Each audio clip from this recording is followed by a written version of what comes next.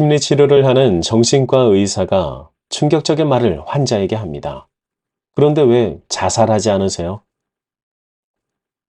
환자는 부랴부랴 본인이 살아야 하는 이유를 말하기 시작합니다. 어떤 사람은 아이를 너무나 사랑하기 때문이라고 하고, 또 어떤 사람은 재능이 아까워서라고 합니다. 그렇습니다. 충격적인 질문에 따라 다시 살아야 하는 이유를 찾는 것, 그 이유가 바로 삶의 의미입니다. 오늘 소개해드리는 책은 말이죠. 무려 전 세계적으로 1600만 부가 팔린 책, 영어 번역본만 250만 부가 팔린 책, 우리나라에서도 계속 잘 팔리는 책, 이 유명한 책, 북튜버로서 안 할 수 없죠. 그럼 시작하겠습니다.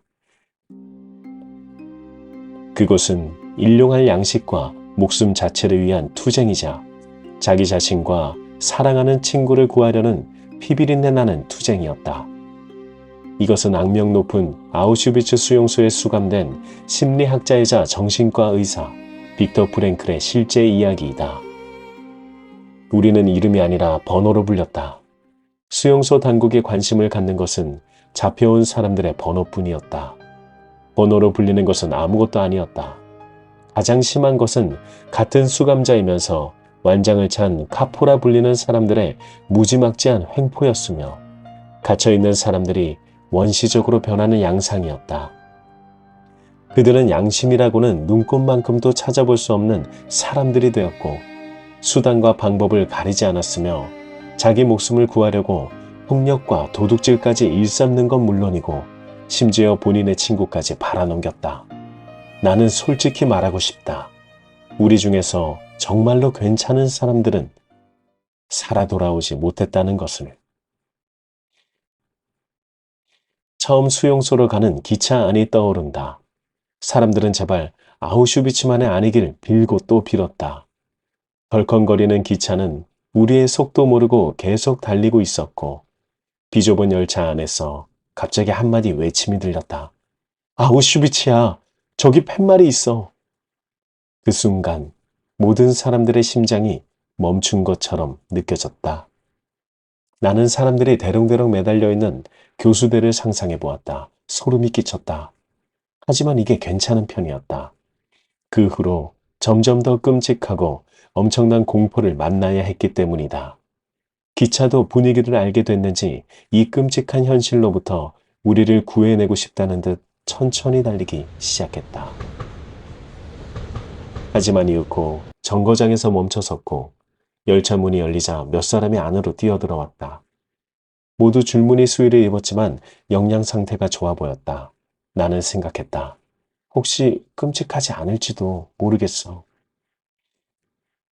나는 나와 함께 수용소에 들어온 사람들은 거의 모두가 언젠가는 자기에게 집행유예가 내려질 것이며 만사가 잘 풀릴 것이라는 환상을 갖고 있었다.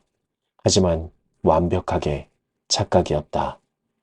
그들이 바로 나치보다 횡포가 가장 심했던 카포들이었다. 우리는 가져온 짐을 모두 열차에 두고 두 줄로 서라는 명령을 받았다. 나치 장교가 다가와 오른손을 들고 집게 손가락으로 아주 느리게 사람들에게 각각 오른쪽 혹은 왼쪽을 가리켰다. 나중에 알게 되었지만 이것은 최초의 선별이었다. 이미 수감되어 있던 선배에게 물어봤다. 그 친구가 왼쪽으로 갔습니까? 네. 그렇다면 아마 저기로 갔을 거요. 굴뚝을 가리키며 말했다. 그렇다. 저긴 처형장이었다. 이렇게 언제 끝날지 모르는 나의 수용소 생활이 시작되었다. 수감 생활을 하면서 보니 수감자들은 수용소에 들어올 때 충격을 받은 나머지 죽음을 두려워하지 않게 된 것 같다. 그리고 며칠이 지나면 가스실조차 두려워하지 않는다. 오히려 가스실이 있다는 사실에 사람들이 자살을 하지 않았다. 수감자들은 동료 수감자이면서 완장을 찬 카포들에게 수많은 횡포를 당했고 나치 관독관들에겐 더했다. 우리는 말도 못할 고통을 받으며 철로에서 작업을 해야 했다. 급식으로 나오는 건 하루에 빵 한 조각뿐이었다. 그리고 알 수 없는 묽은 커피 한 잔. 우리는 채찍으로 맞았고 쉴 수 있는 건 자러 갈 때뿐이었다. 조금이라도 싫은 기색을 보이거나 얼굴에 묻은 똥물을 닦아내려 하면 카포가 나타나 가차없이 주먹질을 해댔다. 발에 맞지도 않는 신발을 보급받아 억지로 구겨 넣어가며 작업하러 나갔다. 겨울은 특히 지옥이었다. 신발은 항상 얼어 있었고 대부분 사람들의 발은 이미 동상에 걸려 있었다. 그러면서 사람들 수십 명이 죽어나가는 것을 목격했다. 이런 과정을 거치면서 사람들 사이에서는 어떤 일에 대해 정상적인 반응을 보이지 않는 현상이 가속화되었다. 그렇다. 사람들은 무감각해졌다. 처음엔 부당한 대우와 알지도 못하는 사람의 죽음이 엄청난 충격이었으나 여기선 그것이 당연했다. 사람들은 점점 죽음에 그리고 부당함에 익숙해졌다. 급기야 무감각해졌다.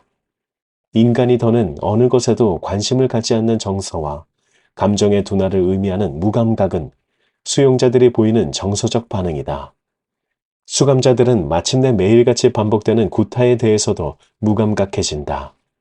이런 무감각은 지금 상황에서 가장 필요한 방어기제 같았다. 무감각은 자기를 방어하기 위한 도구였다. 한편 사람들은 모두 말라가기 시작했다.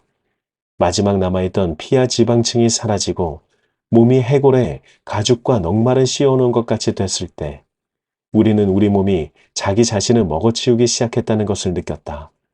내장 기관이 자체의 단백질을 소화시키고 몸에서 근육이 사라졌다. 이 정도가 되면 곧 죽을 사람이 눈에 보이기 시작한다. 자신이 싼 똥과 오줌이 묻은 지푸라기 위에서 그대로 누워있는 사람. 그런 사람은 눈에 초점이 없었다. 그래도 아직 희망은 있다. 본인이 일어날 수 있다. 그런데 정말 마지막은 이거였다.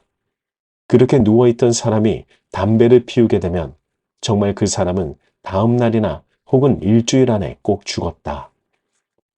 수용소에서 담배는 굉장히 귀했다. 그것으로 먹는 것과 바꿀 수도 있었다. 그렇게 가장 귀중한 것을 오로지 일분의 쾌락을 위해 날려버리는 사람들은 이제 아무런 희망이 없는 것이다. 어느 날 아침에는 평소 꽤 용감하고 의연한 것으로 알려진 한 친구가 엉엉 울고 있었다. 신발이 그가 신기에 너무 작아 작업장까지 맨발로 가야 하는 처지가 됐기 때문이다. 누군가가 바꿔치기를 했거나 본인의 발이 너무 부은 탓이었다. 하지만 동료가 슬퍼하고 있는 바로 그 순간에도 나는 다른 일에 정신이 팔려 있었다. 호주머니에서 작은 빵 조각을 꺼내 애걸스럽게 먹느라 정신이 없었다. 이렇게 수감자들 사이에서도 메마르다 못해 아예 말할 것이 없는 정서적 분위기가 생기기 시작했다. 나에게 다행인 것은 우리 작업반 카포가 나를 예뻐해 준 것이었다. 그의 이야기를 상담해 줬을 뿐인데 그는 여러 가지 혜택을 나에게 주었다. 280명 정도 되는 우리 작업반이 줄을 서면 그는 앞에서 5번째 줄 안에 있는 자기 자리 옆에 나를 세워주었다. 이는 실로 엄청난 혜택이었다. 보통 뒷줄에 선 사람들이 힘든 작업에 배정받기 때문이었다. 또 다른 혜택도 있었다. 수용소에 있는 수감자 대부분이 다리 부종 때문에 고생하고 있었다. 부종으로 인해 피부가 팽팽해져 무릎을 구부리지도 못할 정도였다. 발은 심하게 부어서 신발을 신을 수조차 없는 일이 많았다. 그러니 다들 동상에 걸릴 수밖에 없었다. 작업을 하러 가는 행진에서 뒷줄에 있으면 이런 사람들이 많아 한 명이라도 엎어지면 그 뒤로 일제히 엎어지게 일쑤였다. 그러면 감독관들에게 개머리판으로 머리를 수차례 맞았다. 나는 앞줄이었다. 친애하는 카포가카의 은총 덕분이다. 나는 그의 주치의가 되어 항상 앞줄에 서 있을 수 있었다. 때때로 나는 하늘을 바라보았다. 별들이 하나둘씩 빛을 잃어가고 아침을 알리는 영분원 빛이 짙은 먹구름 뒤에서 서서히 퍼져가고 있었다. 하지만 내 머릿속은 온통 아내뿐이었다. 그녀는 나와 결혼한 지 1년도 되지 않았다. 뱃속에는 아이도 있었다. 그리고 지금 혹시 같은 수용소에서 몇 미터 안 되는 곳에 있을지도 모른다. 하지만 나는 알 길이 없었다. 그저 그녀를 상상했다. 그녀의 모습을 아주 정확하게 머릿속으로 그렸다. 그녀가 대답하는 소리를 들었고 그녀가 웃는 것을 보았다. 그때 한 가지 생각이 내 머리를 관통했다. 인간에 대한 구원은 사랑을 통해서, 사랑 안에서 실현된다. 나는 심리학자이면서도 옛 시인들이 한 이 말을 전혀 알지 못했지만 이제 알 수 있었다. 상상만으로 사랑하는 사람을 만날 수 있다는 것은 지금 이 지옥에서 가장 행복한 일이었다. 사람은 그가 간직하고 있던 사랑하는 사람의 모습을 생각하는 것으로 충족감을 느낄 수 있었다. 사랑은 사랑하는 사람의 육신을 초월해서 더 먼 곳까지 간다는 걸 알게 되었다. 사랑은 영적인 존재, 내적인 자아 안에서 더욱 깊은 의미를 갖게 된다. 사랑하는 사람이 실제로 존재하든 아니든 아직 살았든 죽었든 그런 것은 하나도 중요하지 않다. 어느 날 저녁이었다. 죽도록 피곤한 몸으로 막사 바닥에 앉아 수프 그릇을 들고 있는 우리에게 동료 한 사람이 달려왔다.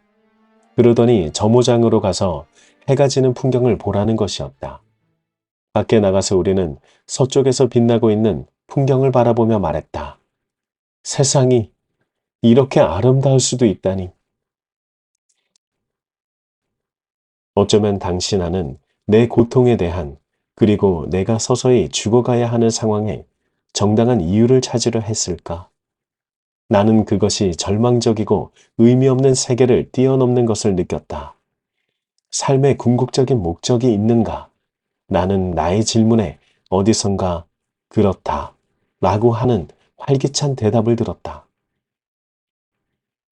막사 안엔 발진 티푸스 전염병이 돌며 나는 의사 신분으로 환자를 돌보게 되었다.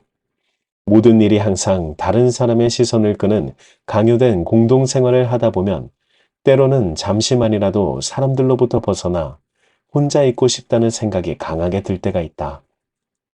수용소에 갇힌 사람들은 혼자 있게 되기를, 혼자서 사색에 잠길 수 있기를 간절히 원했다.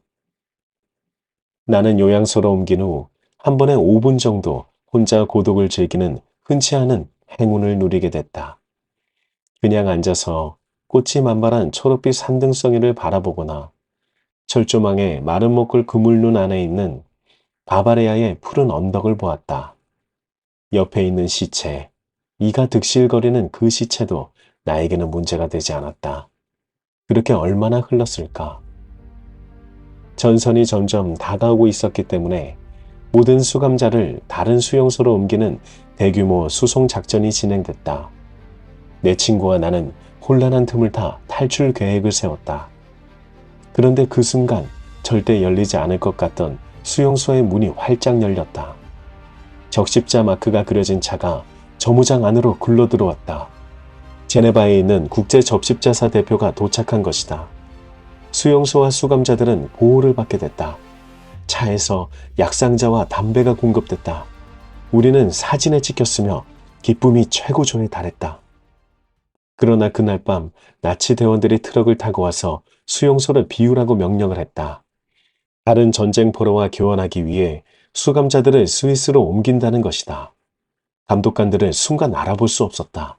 그들이 너무 친절히 변했기 때문이다. 내 친구와 나는 트럭을 기다렸다. 그런데 그 중에 우리 둘의 이름이 빠져 있는 것을 발견했다. 우리 둘은 뒤에 남아야만 했다.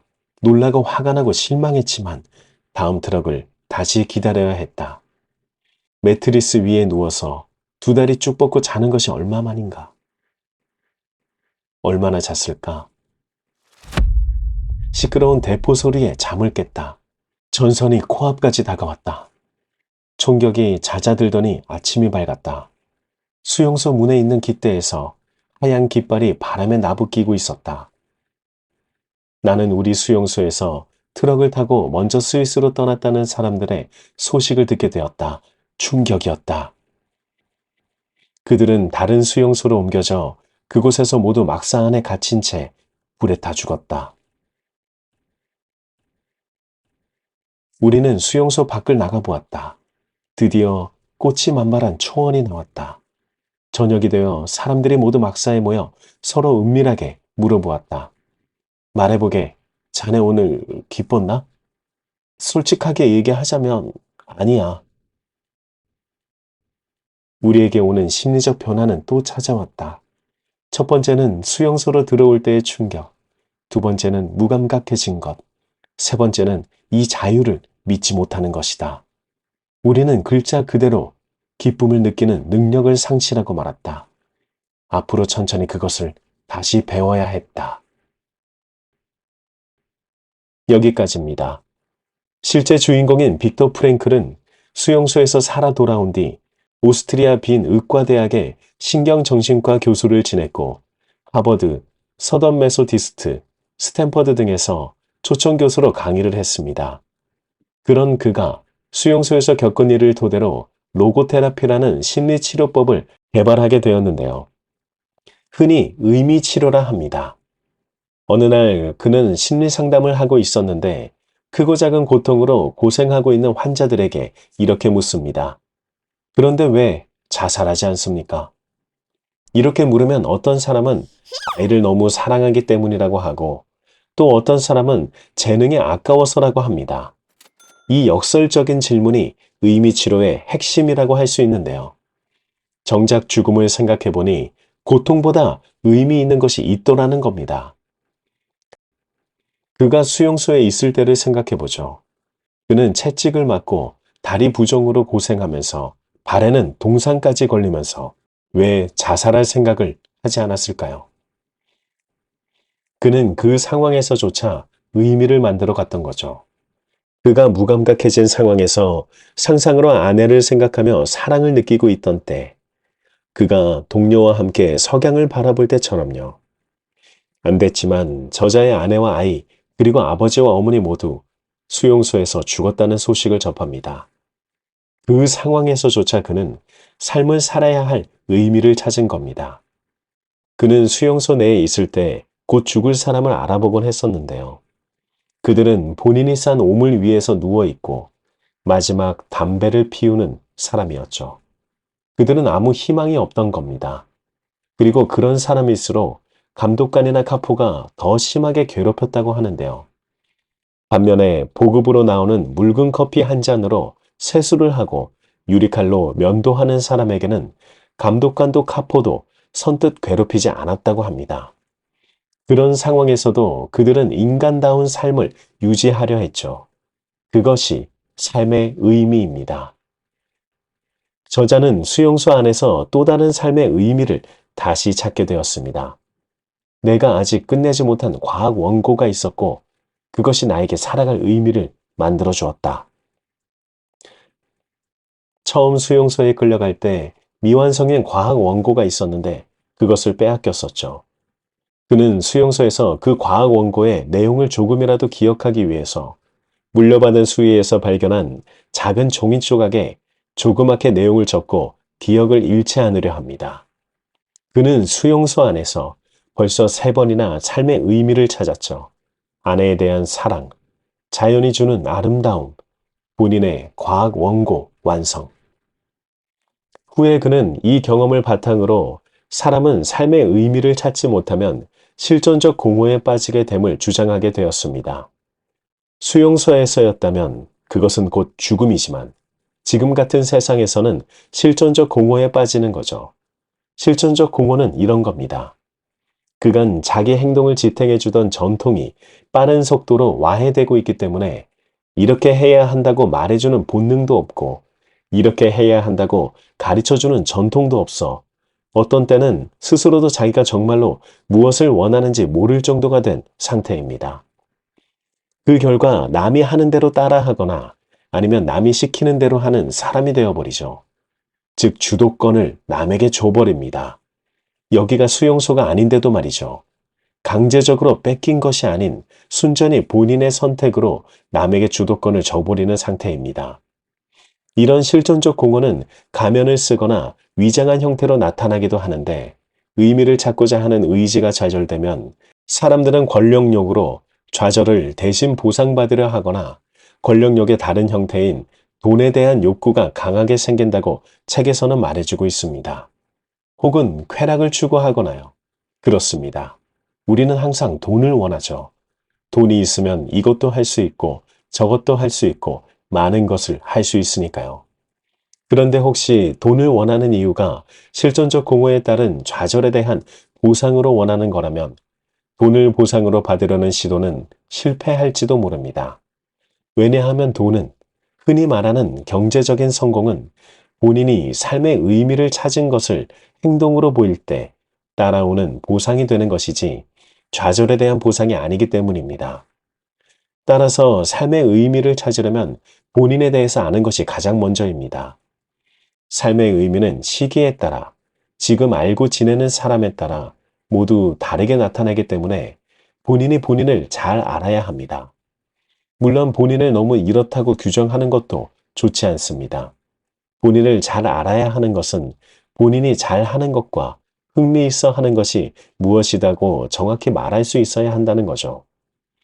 또한 우리 내면에 있는 자아는 때에 따라 변하기 때문이기도 하죠. 그래서 지금 이 순간이 중요하게 됩니다. 우리 내면에 자아와 비밀 자아가 존재한다는 건 아마 제 대부분 영상에 나오기도 하죠. 자아는 수시로 변하고 비밀 자아는 변하지 않습니다. 그런데 이걸 우리는 어떻게 알 수 있을까요? 우리가 신기한 능력이 있기 때문입니다. 바로 우리 자신을 객관화시켜 혹은 분리시켜서 바라볼 수 있는 능력입니다. 그럼 그 나를 바라보는 자는 누구죠? 그것도 나이죠.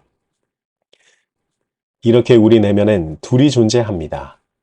빅터 프랭클은 인간이 가진 바로 이 능력으로 의미 치료가 수월할 수 있음을 말해줍니다. 의미 치료는 얼핏 보면 극단적으로 보이지만 자아가 가진 작동 방식을 활용한 방법처럼 보이기도 하는데요. 안 되는 이유 빠르게 찾아주는 자아의 작동 방식입니다. 앞서 저자가 환자에게 질문했던 거 기억나시나요? 그런데 왜 자살하지 않습니까? 어떤 사람은 아이를 사랑해서, 어떤 사람은 재능이 아까워서, 안 되는 이유를 순식간에 찾는데 거기서 삶의 진정한 의미를 발견하게 되기도 하고 본인을 알아가게 되기도 하죠. 오늘 본인에게 한번 물어보시는 건 어떠십니까? 만약 본인의 삶이 너무 힘들다고 생각하시고 차라리 죽어버렸으면 좋겠다고 생각하셨다면 본인이 본인에게 한번 물어보는 거죠. 그런데 왜 자살하지 않았습니까? 이게 위험한 질문처럼 보이지만 의미치료의 역설의도 방법입니다. 이 질문이 우리 삶의 진정한 이유를 찾아가는 계기가 되셨으면 좋겠습니다. 빅터 프랭클의 죽음의 수용소에서는 그 질문에 답하는 과정을 보여주는 책입니다. 그렇다고 진짜로 자살로 훅 생각이 가시면 안 됩니다.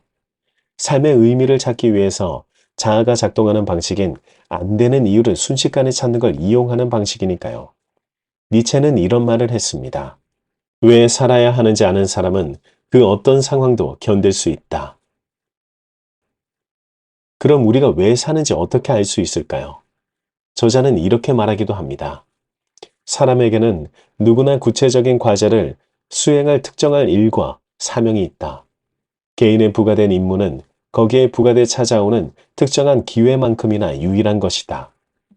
삶에서 마주치는 각각의 상황이 한 인간에게는 도전이 되고 그것을 해결해가면서 성장하는 거죠. 성장하는 것이 곧 삶의 의미이기도 하지만 사실 빅터 프랭클은 상황에 맞게 때에 따라 시기에 따라 어차피 매번 바뀌는 것이 자아이고 인간이기 때문에 이를 받아들이고 그때그때 삶의 의미를 찾아야 함을 말해줍니다. 너무 큰 삶의 의미를 본인에게 부여하면 그것이 되지 않았을 때의 좌절감은 수용소에서의 희망을 잃은 사람처럼 될 수 있다는 것을 말해주죠.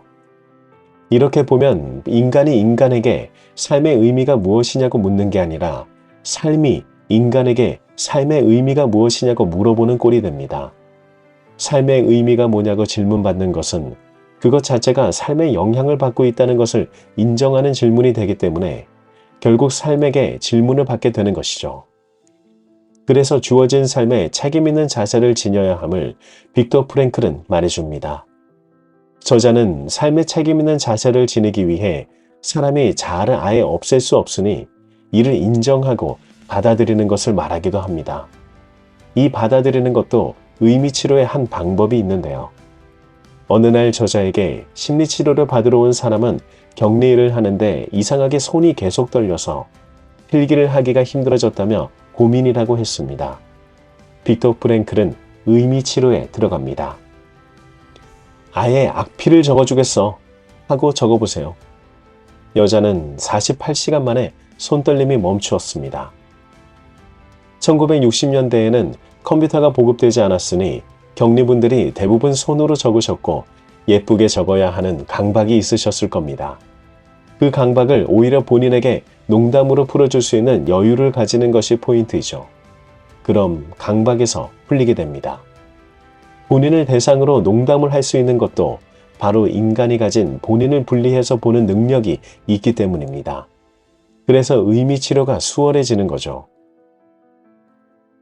오늘 소개해드리는 책인 빅터 프랭클의 죽음의 수용소에서는 청하출판사에서 2005년 8월 10일에 발행되었지만 독일 원본판은 1950년대에 아마 발행되었을 겁니다.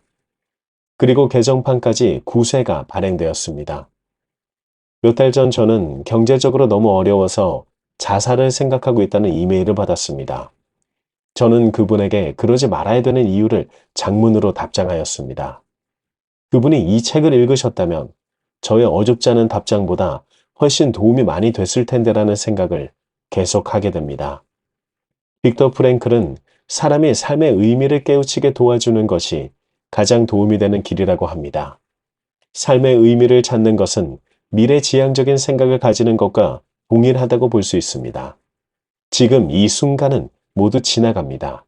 힘든 순간은 결국 모두 지나갑니다. 계속해서 이 순간이 영원하지 않습니다. 다시 니체가 말한 걸로 마무리하겠습니다. 왜 살아야 하는지 아는 사람은 그 어떤 상황도 견딜 수 있다.